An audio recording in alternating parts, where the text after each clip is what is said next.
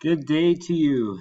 It is time to talk about our second assignment for this class, that being the evaluations and adjustments to your personal training program. Up to now, you've created a thorough training program for yourself, and you've been able to kind of execute that plan over the last couple of weeks during your ponderation, in class, on your own. And now it's time to kind of really assess and dive deep into seeing if your training program has been effective for you. Are there any adjustments that need to be made, and just kind of your basic reflection on those goals that you kind of set for yourself. So we start with the very similar to assignment number one. You're just going to be restating what your fitness test results were. So just remind me of what they were in the beginning of the term, and your rating, and then you're going to be retesting.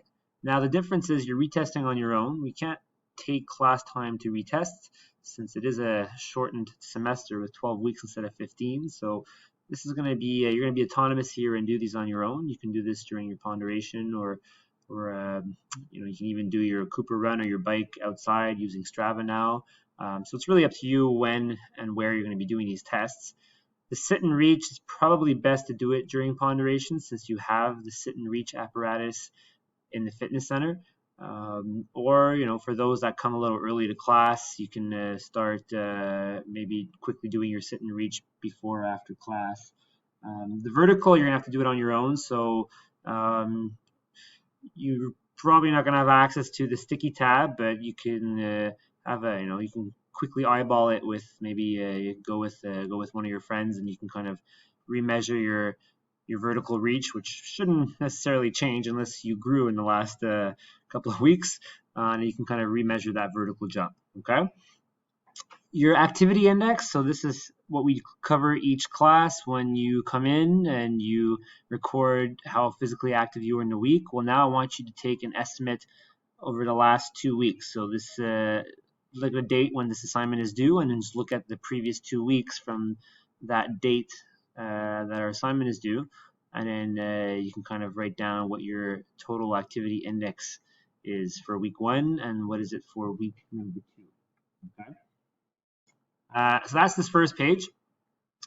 Over here, you should be able to now tell me what your results were for your tests. Remember, you chose 2 tests pertaining to your goal.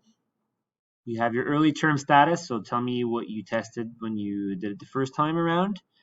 What was your intermediate objective?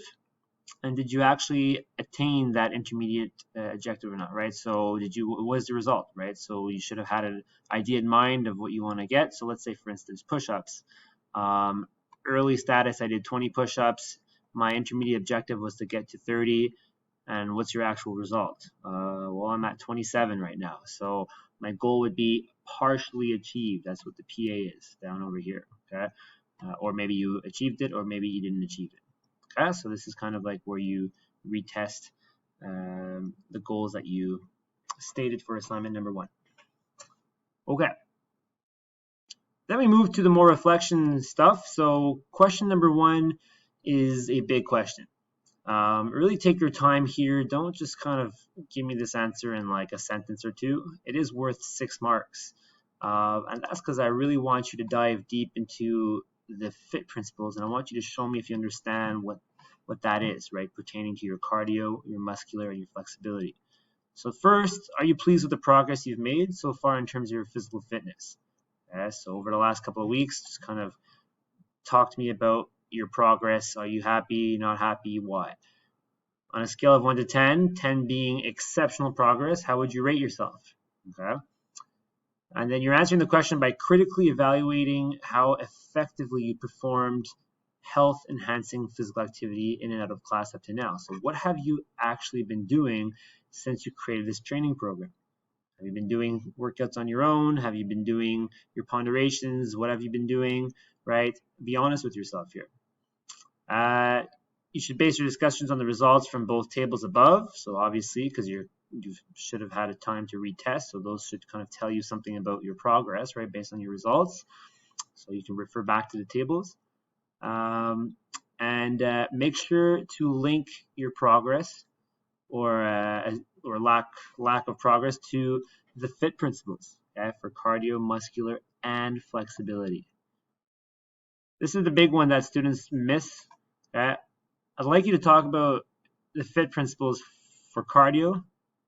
You talk about it for muscular and for flexibility, not just one of the three. Okay, so tell me about how was your intensity for cardio? How was the frequency of your workouts?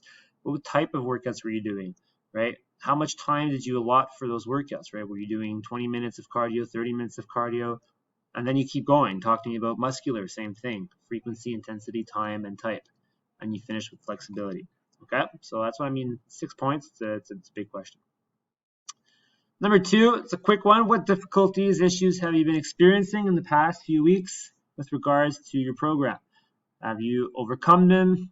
Please explain. Okay, so maybe some closure of the facilities earlier on, the weather, maybe you had to work out at home a lot, COVID cases are coming back up, maybe that's affecting your training, right? So injuries, motivation, so forth. Okay, just talk to me about difficulties that you encountered.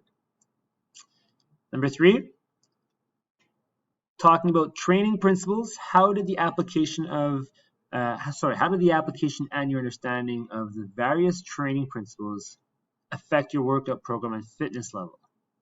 Okay, so talk to me. You should know what the training principles are. I'll remind you right now: progressive overload, reversibility, specificity, the principle of maintenance. Those are kind of training principles that are in your review chapters or coming back from your 101 class. Okay, so how did those training principles or your understanding of it or your application of it affect your program? Then I want you to dive deeper, especially in the progressive overload here. I want you to give me 2 specific examples of how you applied progressive overload for both muscular and cardio. Okay, so you should understand what progressive overload is all about. Give me some specific examples for each, not just saying increase distance. That's very vague, right? Well, what did you increase your distance by, right? And so you're being specific with what you actually did, okay? For both muscular and cardio. Then we go into 3 questions talking about kind of lifestyle behaviors. So how did your mindset or your motivation affect your physical activity levels up to now? Again, give me 2 specific personalized examples, okay? Not just kind of something very general like, I was more motivated and ended up working out better. Like, that's way too vague, right? So give me a specific example. Well, sir, during midterms, maybe there was a lack of motivation since I prioritized my studies. So really during that block 3, this and this happened, which affected my activity A, B, and C, whatever. Okay, so that's a more specific example that I'm looking for. Okay, so give me 2 specific to motivation. Give me 2 examples specific to your sleep management. So how did your sleep affect your physical activity, your energy, right, to be physically active? And how did your time management skills, this term, affect your physical activity levels up to now? Okay, like I said, don't be vague. Give me specific examples that you have in mind here. Finally, now that the reflection process is kind of done, this is where you make your adjustments to your new training program. So maybe some of you planned a lot in your initial training program. Maybe some of you didn't plan enough. You saw my comments and my feedback. Now's the time to make those adjustments, okay? Based on your results and your intermediate tests and your difficulties that you kind of mentioned above, what are some changes or some modifications to your goals, okay, or your final objective that needs to be made? Do you need to create new goals, right, with new actions? Maybe you already achieved the goals you wanted to achieve, or you realized they were too ambitious and you need to kind of modify them. Okay, so tell me what those new goals are. What are they going to, so what will they be? How will you work towards these goals, right? This is where, again, you mentioned fit. So if you're making a change, well, how is the frequency changing, the intensity, the time, the type, right? Talk to me about those principles when you're going through this. And obviously, okay, a lot of people say, but sir, what if I have nothing to change? Well, I mean, you're coming to a point where ponderation is going to be finishing, class is going to be finishing soon, So how will you adjust your plan once those classes and the ponderation is finished, right? What are some new changes that you're going to be making in terms of your frequency, your intensity, and so forth, now that you won't have that class once a week anymore, okay? So there's always something to kind of add here and change. This is your snapshot of your program in a week. So Monday to Sunday, now you kind of add what your program is going to look like. So when are you doing your cardio? When are you doing your muscular? When are you doing your flexibility? And what exactly are you doing, right? So please include the type of exercise, your intensity, how long you're doing that exercise for, and where are you doing it, okay? So cardio, let's say you can talk about, okay, Monday, I'm going for a interval Tabata workouts at my home gym, and intensity maybe a 3 out of 5, right? What's my heart rate? So that's talking about intensity, right? So okay, my heart rate would be 3 out of 5 would be probably around 160, 165 BPMs, beats per minute. And how long? I'm doing a 20-minute Tabata. So you can just kind of write a point form, right? So Tabata, 20 minutes, 3 out of 5, 165 BPM, and it's an interval. Well, yeah, Tabata is the type, I already mentioned it, okay? So you can kind of include those 4 points for whenever you're doing your cardio. Same thing for muscular. You don't need to write every exercise. That would be way too long. So simplify it for your type. So just tell me over here, look at the example, right? Upper body, core, that's my Monday. And then maybe my Wednesday is going to be lower body, or you can always split it like a push day or a pull day. So you can talk about that, okay?